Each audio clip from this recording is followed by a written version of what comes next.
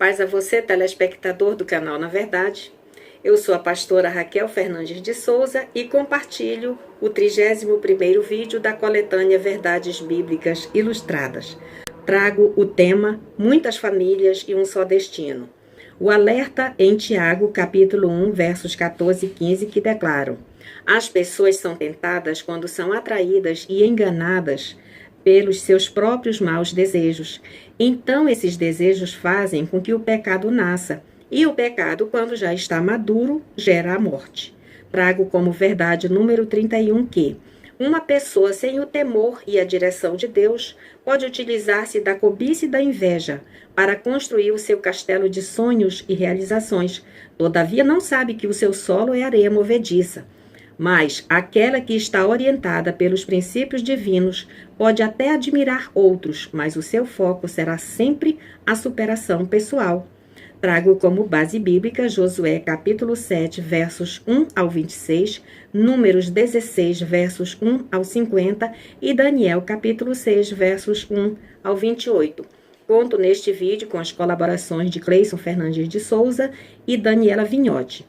Convido você a inscrever-se no canal Na Verdade, tocar no sininho para receber nossas notificações, comentar, curtir e compartilhar os nossos vídeos com os seus contatos. Espero que nossas publicações estejam edificando a sua vida e quero desejar a todos os pais um feliz Dia dos Pais e que todos possam verdadeiramente aproveitar este vídeo. Fique na paz.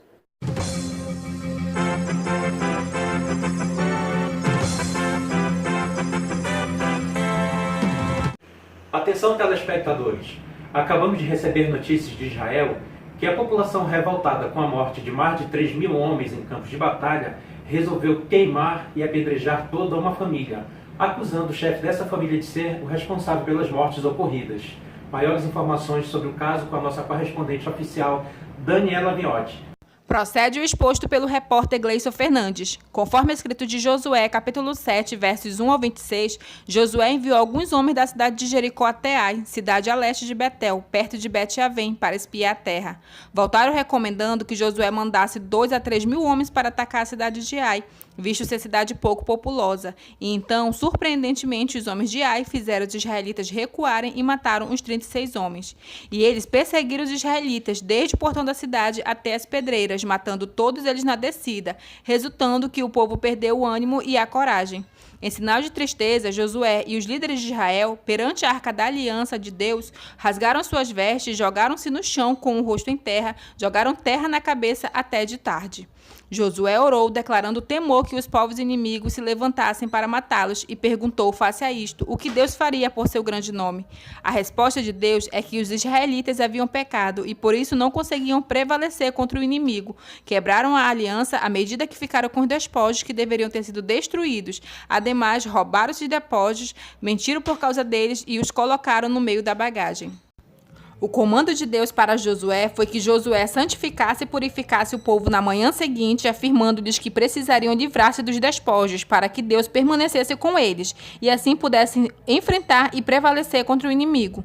Deus explicou a Josué em detalhes como lhe faria saber com quem estava o anátema, a coisa condenada. Assim foi feito. Apresentaram-se tribo por tribo e houve sorteio para descobrir com quem estavam os despojos condenados. Observe na tela a sequência do comando de Deus para Josué, que obedeceu, e veja também o resultado que possibilitou Josué encontrar o culpado pela derrota israelita. As evidências apontaram para Acã, o qual declarou: sim, eu pequei contra o Senhor, o Deus de Israel, e confessou quais despojos havia pego. Uma bela capa babilônica, 200 barras de prata, uma barra de ouro de mais ou menos 500 gramas. Tanto quis que os guardou para si, os escondeu na barraca e na terra. Tudo foi levado à presença de Deus, de Josué e dos israelitas, imediatamente. Josué disse: por que você fez cair sobre nós essa desgraça? Agora o Senhor Deus vai fazer a desgraça cair sobre você. Em seguida, o povo todo apedrejou e matou Acã, a família e todos os rebanhos. Finalmente, o povo de Israel colocou um montão de pedras sobre Acã, pelo que até hoje o nome do lugar é Vale da Desgraça, ou Vale de Acor. O pecado da cobiça cometido por Acã, o chefe e sacerdote da família, custou a morte da família inteira, bem como a destruição de todo o seu patrimônio, de modo que ali se encerrou a família de Acã. Você ficou alarmado com a morte da família de Acã? Prepare-se para fortes emoções, pois agora vamos ver o comparativo dos destinos de várias outras famílias, traduzidas em 2 textos bíblicos. Corá, Datã e Abirão, mais 250 homens. A referência bíblica encontra-se em Números 16, dos versos 1 ao 50. O pecado cometido, inveja. Os protagonistas do ato invejoso, Corá ou Coré, doravante chamado de Corá, era primo de Moisés, bisneto de Levi, e na imagem você confere detalhes da árvore genealógica do mesmo. Nessa história se uniu com Datã, Abirão e mais 250 príncipes do povo para se levantar contra Moisés e Arão, seus primos, tratando-se, portanto, de um incidente em família. Motivo da inveja: a autoridade profética e a liderança de Moisés e a autoridade sacerdotal de Arão. Os argumentos dos invejosos para destruir Moisés. Argumento 1. Os rebeldes ajuntaram-se contra Moisés e declararam: basta! Se o povo era santo e Deus estava no meio dele, por que Moisés e Arão queriam mandar no povo? Santidade é um estilo de vida. Argumento 2. Ambição pelo poder. Argumentavam uma suposta usurpação do poder por Moisés e questionaram se os havia tirado de uma terra farta para levá-los ao deserto e à escassez. Ignoraram que, em nome de Deus, Moisés já havia realizado grandes feitos. A rejeição também seria pelo fato de que Moisés foi criado na corte de Faraó. Aos 40 anos de idade, fugiu para uma terra distante, onde ficou por mais 40 anos, enquanto que Corá e parceiros haviam habitado e sofrido junto com o povo cativo.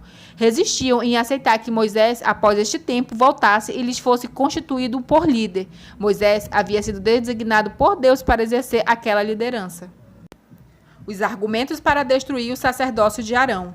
Corá e seus seguidores queriam, além de serem levitas escolhidos e separados por Deus para esta missão, também o direito de exercer um sacerdócio de Arão, e o questionavam sobre isso. Em Números capítulos 3 e 4, Deus define as tarefas dos levitas, e eles deveriam atuar sob a liderança de Arão e seus filhos, Gerson, Coate e Merari. Ambicionar cargos para os quais Deus não elegeu é chamar para si prejuízo de todas as ordens. A trama da rebelião. Ante a provocação de Corá, Moisés chamou a Deus para responder a 2 questões. 1. Quem era Deus? 2. Quem era o santo autorizado a chegar-se a Deus? O resultado. Moisés compareceu diante de Deus com fogo tirado do altar, e os rebelados com fogo estranho. E Moisés declarou que se algo incomum ocorresse ali, levando os rebeldes à morte, ficaria provado que ele era o enviado do Senhor.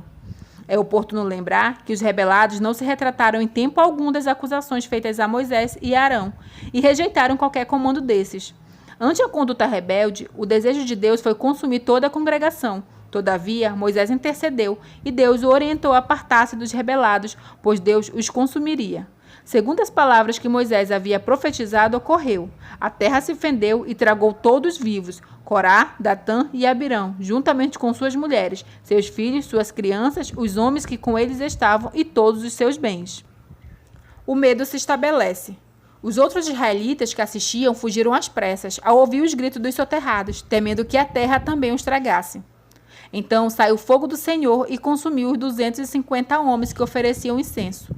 Seguiu-se o ritual orientado por Deus acerca do uso dos incensários, como memória perante a congregação, para que nenhum estranho que não fosse da descendência de Arão, sacerdote, se chegasse para acender incenso perante o Senhor. E a luta continua, meus irmãos. Acreditem, o povo voltou a murmurar contra Moisés e Arão. A ira de Deus se acendeu outra vez. Conforme orientado por Moisés, Arão tomou o incensário, pôs nele fogo do altar, deitou o incenso sobre ele, foi até a congregação e fez expiação pelo povo, mas a praga já havia chegado. Arão, porém, ficou em pé entre os mortos e vivos, e a praga cessou. Mesmo assim, deste segundo manifesto de rebelião, morreram ainda 14.700 pessoas. Atente agora para esta outra história. 2 ministros e 120 governadores babilônicos. Referência bíblica, Daniel 6, dos versos 1 ao 28. Pecado cometido, inveja. Os protagonistas do ato invejoso, 2 ministros e 120 governadores do reinado de Dário. Nessa história, o alvo do ataque invejoso foi Daniel, um israelita que, quando criança, foi levado cativo de Jerusalém para a Babilônia e, já adulto, trabalhou como conselheiro e governador, tanto para imperadores babilônicos quanto para persas. Ele era muito sábio, excelente administrador e interpretava sonhos e ficou conhecido como um homem justo e que obedecia a Deus. Por conta disso, ganhou posição muito alta no governo do rei Dário. Por isso, membros do governo ficaram com inveja de Daniel e planejaram afastá-lo. Motivo da inveja: a capacidade de liderança e a autoridade de Daniel na condição de ministro. Observe na tabela que o rei Dário havia estabelecido Daniel e outros 2 ministros na mesma graduação hierárquica. Entretanto, Deus era com Daniel e este se destacou dos outros 2 ministros. Os argumentos e a trama dos invejosos para destruir Daniel. Induziram o rei a baixar um decreto no qual fosse proibido uma pessoa fazer pedido a qualquer outro deus, senão ao próprio rei Dário, durante 30 dias, e ao que desobedecesse o decreto seria lançado na cova dos leões. Esse decreto, segundo a lei dos medos e dos persas, seria irrevogável.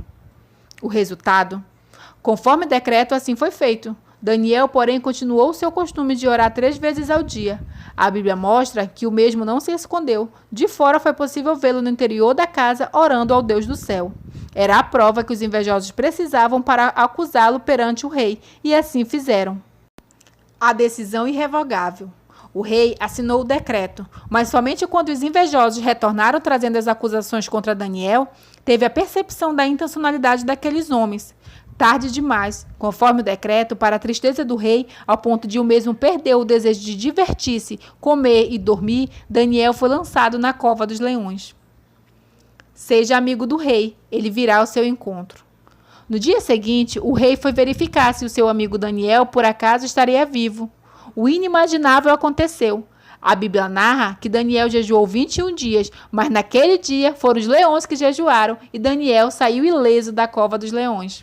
Posso imaginar que ele esteve acompanhado do leão da tribo de Judá. Meu Deus, é hora da justiça. Não toque no ungido de Deus, isso pode lhe custar muito caro. Apesar de toda a alegria em reencontrar seu amigo Daniel, o mesmo não conseguiu esquecer a trama dos 2 ministros e dos 120 governadores e mandou imediatamente buscá-los com as esposas e os filhos e mandou lançá-los na cova dos leões. Entre mortos e feridos, morreram todos. A Bíblia narra que antes mesmo que aquelas famílias chegassem ao fundo da cova, os leões já os haviam estraçalhado. Não ficou um vivo para contar a história. Feliz Dia dos Pais é uma felicitação que não se aplica a Cã, por conta do pecado que ele cometeu e levou à morte toda a sua família. Não se aplica a Corá, a Datã, a Abirão, aos 250 homens que os seguiram, aos 114.700 mortos que se levantaram numa rebelião contra Moisés e Arão. Também não se aplica aos 2 ministros e 120 governadores babilônicos que se levantaram contra Daniel.